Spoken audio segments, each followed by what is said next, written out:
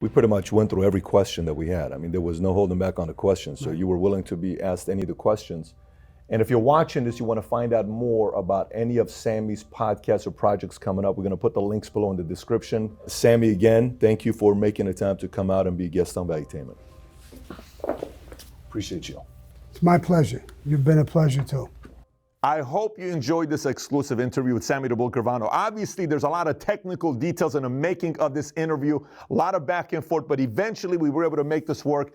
But I want to hear your thoughts. I actually want to hear if your opinion changed about him for the better, for the worse. Are you in the same place? Some of the stories that stuck with you, what stories were made to stick where you're thinking about it right now, 2 hours after watching this interview? So either comment your thoughts below or tweet me directly at Patrick Bet-David. That's my handle on Twitter. I will respond back, and I will see most of the comments on Twitter because those are directed towards me. And then on top of that, if you enjoy these interviews, these mob interviews, we have many of them. A couple of them I want you to watch that you may be interested in. One of them is with the real-life Donnie Brasco. Do you remember the movie Donnie Brasco? The real-life Donnie Brasco is Joe Pistone. We spent a few hours together. He doesn't do a lot of live interviews.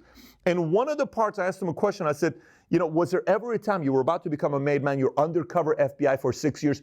Did you ever get to the point where you didn't want to come back to your regular life? And you have to see the answer to see if you believe his response to it or not. And the other interview is with Frank Collada.